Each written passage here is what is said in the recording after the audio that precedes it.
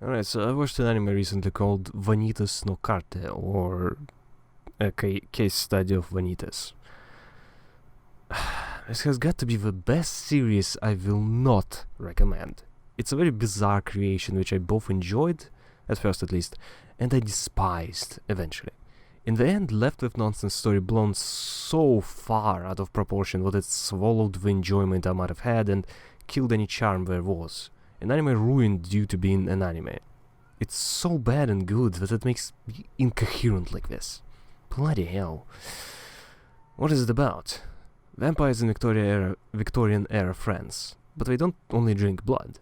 They can strut around in the sunlight, and really it's not very vampiric.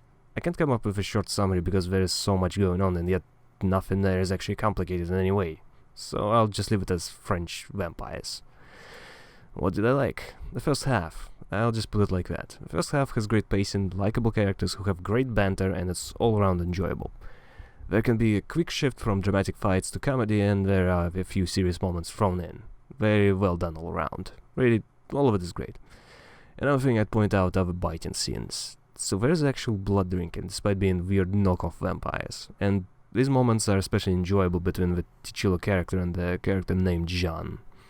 So I might just be horny, but at the end of the day there's nothing sexual shown there, so it can't just be that. Those scenes are amazing. I actually get embarrassed or in most cases annoyed at displays of affection. So for example kissing, or more. Any kind of scene like that is always long, pointless, and serves no purpose other than getting the people who made this to live out their sick fantasies. Here it's gotta be the first time I loved this sort of thing. Embarrassing, passionate, powerless, and forceful. This was beautiful. I'd say these moments are worth 70% of the effort which went into this. God, so good. So that's about what I enjoyed. The thing is though, like I have said, there is a switch happening about halfway through.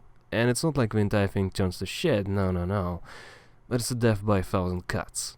Pacing becomes glacial. The moments get repeated through flashbacks. The characters explain what was obvious 10 minutes ago. The actions make less and less sense and they're done solely for the sake of drama. There's nonsensical explanation for made-up laws in a made-up world pretended like they aren't just making it up as they go. The entire house of cards crumbles, shook by an impatient writer.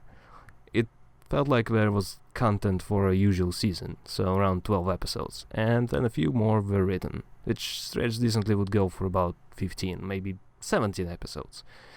Sadly this is 24, and it's not like the story was amazing. It very much felt like it was made up as things happened, and at one point I felt like it was entirely artificial stretched for the sake of stretching it. The events which happened, the fights for example, they happened exclusively for the sake of looking good and to show how dramatic everything is. The backstory of these characters is fine, but what is happening currently is complete stupidity. Nearly every single fight could have been stopped midway and they could have talked for half a minute. Then everything is over, no need to kill each other, and people are also ridiculously stupid. They just can't go, hey, I don't really like living anymore, so I'm gonna go chill out in the grave, you cool?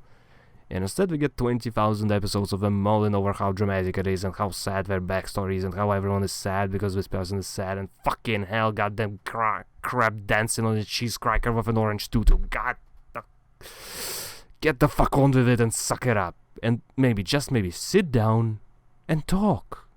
Like normal fucking people, instead of killing each other. The more I think about it, the more I realize that the first part had a lot more talking things out. There's fighting, but people stop fighting to talk. Second half doesn't have that.